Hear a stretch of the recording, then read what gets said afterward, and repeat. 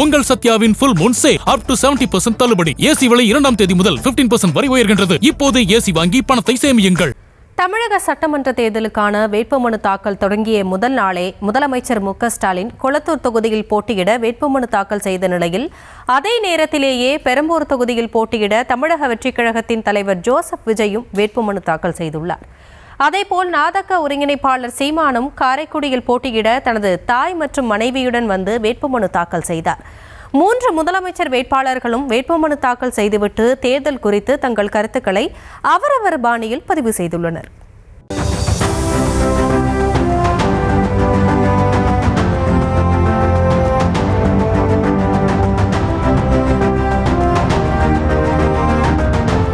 இப்படி 3 முதலமைச்சர் வேட்பாளர்களும் வேட்புமனு தாக்கல் தொடங்கிய முதல் நாளே வேட்புமனு தாக்கல் செய்து அரசியல் களத்தையே அனல் பறக்க வைத்துள்ளனர். வழக்கமான தேர்தலை விட வரும் சட்டமன்ற தேர்தலில் 4 முனை போட்டி நிலவும் என்பதால் அரசியல் களமே சூடு பிடிக்க தொடங்கி உள்ளது. அனைத்து அரசியல் கட்சிகளும் கிட்டத்தட்ட வேட்பாளர்களை அறிவித்து விட்டன. இந்நிலையில் வேட்புமனு தாக்கல் தொடங்கிய முதல் நாளே தமிழக முதலமைச்சர் மு.க.ஸ்டாலின் தனது வேட்புமனுவை தாக்கல் செய்தார்.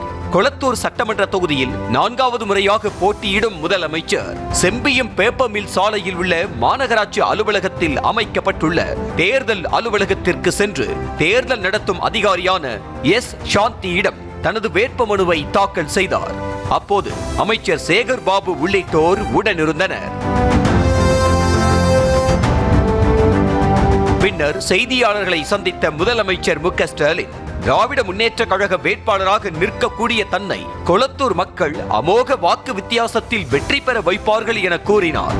மேலும் முத்துவேல் கருணாநிதி எனும் நான் என்று கோட்டையில் கர்ஜிப்பேன் எனவும் கூறிய முதலமைச்சர் மு.க.ஸ்டாலின் மக்கள் திமுக மீது நம்பிக்கை வைத்திருப்பதாக தெரிவித்தார்.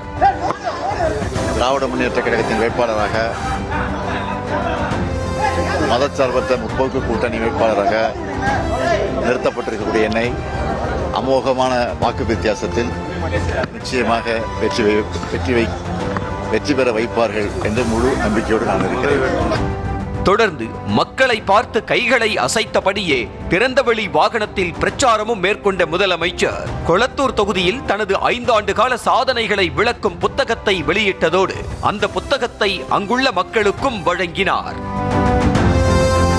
முதலமைச்சர் மு.க.ஸ்டாலின் கொளத்தூரில் வேட்புமனு தாக்கல் செய்த அதே நேரத்திலேயே சில நொடிகள் கூட மாறாமல் பெரம்பூர் தொகுதியில் தனது வேட்புமனுவை தாக்கல் செய்தார் நடிகரும் தமிழக வெற்றி கழகத்தின் தலைவருமான விஜய். திருச்சி கிழக்கு மற்றும் பெரம்பூர் ஆகிய 2 தொகுதிகளில் களம் காணும் நிலையில் முதலில் பெரம்பூர் தொகுதிக்கான வேட்புமனுவை தாக்கல் செய்தார். வியாசர்பாடி அம்பேத்கர் கலைக்கல்லூரியில் தேர்தல் அலுவலர் கீதாவிடம் வேட்புமனு தாக்கல் செய்ய வந்த விஜயின் காரை மக்கள் கூட்டம் எறும்பு போல் மொய்த்தது.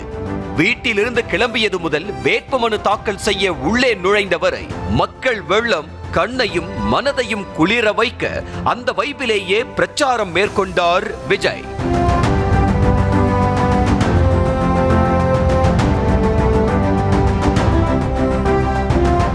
பெரம்பூர் தான் தனது தாய் வீடு, அதனால்தான் தாய் வீட்டு வாசலில் இருந்து பிரச்சாரத்தை தொடங்குவதாக கூறிய விஜய் வண்டி வண்டியாக திமுகவினர் வைத்திருக்கும் பணத்தை வாங்கிக் கொண்டு அவர்களது காதுகளில் விசிலை ஊதி அனுப்புங்கள் எனவும் தாவேக்காவுக்கு ஒரே ஒரு வாய்ப்பு கொடுக்குமாறும் பேசினார்.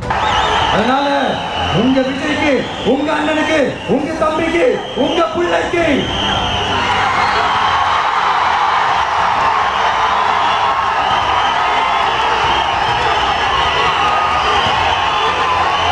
ஒரே ஒரு வாய்ப்பு கொடுங்க. தயவு செஞ்சு விசில் சின்னத்துக்கு ஓட்டு போடுங்க. இது ஒரு விசில் புரட்சி தேர்தலா. இது ஒருபுறம் இருக்க, காரைக்குடி சட்டமன்ற தொகுதியில் போட்டியிடும் நாம் தமிழர் கட்சி ஒருங்கிணைப்பாளர் சீமான் தேவக்கோட்டை சார் ஆட்சியர் அலுவலகத்தில் தனது மனைவி கயல்விழி மற்றும் தாய் அன்னம்மாளுடன் வந்து வேட்புமனு தாக்கல் செய்தார். அதேபோல் மாற்று வேட்பாளராக கயல்விழியும் வேட்புமனு தாக்கல் செய்தார். இதனைத் தொடர்ந்து செய்தியாளர்களை சந்தித்த சீமான் முதலமைச்சர் மு.க.ஸ்டாலின் கொடுக்கும் ரூபாய் 8000 டோக்கனை வைத்து எதை வேண்டுமானாலும் வாங்கலாமா? இழந்த மானத்தை வாங்க முடியுமா? வெட்டி விற்ற மலையை வாங்க முடியுமா அல்லது அள்ளி விற்ற மணலைத்தான் வாங்க முடியுமா என கேள்வி எழுப்பினார். தருவோம், ஒரு 8000 ரூபாய்க்கு நீங்க எதை வேணாலும் வாங்கிக்கலாம். என்ன நாங்கள் இழந்த மானத்தை வாங்க முடியுமா சொல்லுங்க? இந்த மலையை வாங்க முடியுமா? நீங்கள் வெட்டி வித்த மலையை, அள்ளி வித்த மணலை வாங்க முடியுமா? நீங்கள் திறந்து வச்ச சாராயத்தை குடிச்சிட்டு செத்துருக்கான்ல என் அப்பன் சித்தப்பன், என் மாமிச்ச அண்ணன் தம்பி, அவனோட உயிரை வாங்க முடியுமா? படித்துவிட்டு வேலை இல்லாமல் இருக்கும் இளைஞர்களுக்கு வேலை வழங்க வேண்டுமா அல்லது மாதம் ரூபாய் 4000 வழங்க வேண்டுமா என விஜயின் வாக்குறுதியை சாடிய சீமான், கொலை செய்ய விரும்பினால் அந்த உணர்வுக்கு மதிப்பு கொடுக்க கொலை செய்ய அனுமதிக்கலாமா? அதுபோன்றுதான் மது விற்க அனுமதி வழங்கப்படுவது என தமிழக அரசை விமர்சனம் செய்தார். படிச்சுட்டு வேலை இல்லாதவனுக்கு 4000 கொடுக்குறேங்கிறது எப்படி? வேலை கொடுக்குறேங்கிறதான தலைவன், வேலை கொடுக்கறதான ஆட்சி. எனக்கு கொலை செய்யறது பிடிக்குது, எனக்கு எல்லாரையும் கொலை செய்யறது பிடிக்குது. என்னோட உணர்வுக்கு மதிப்பளிச்ச அனுமதி அறியலா? எல்லாரையும் கொண்டுகிட்டே வரேன். என்னது என்னதை சொல்லுங்க.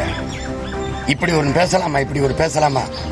நான் திரள் நிதி கேட்பதையே பிச்சை எடுப்பதாக கேவலப்படுத்துகிறார்கள் என்றால் திமுகவினர் திருட்டு நிதியில் கட்சி நடத்துவது வெட்கமில்லையா என பொங்கிய சீமான், மக்களை கையேந்த வைப்பது எப்படி இலவசமாகும்? 60 ஆண்டுகளாக மக்களை கையேந்த வைத்ததுதானே திராவிட கட்சிகளின் சாதனை என பொரிந்து தள்ளினார். 60 ஆண்டுகள் ஆண்டு வச்சிருக்கேன். என்னது நல்லாட்சி?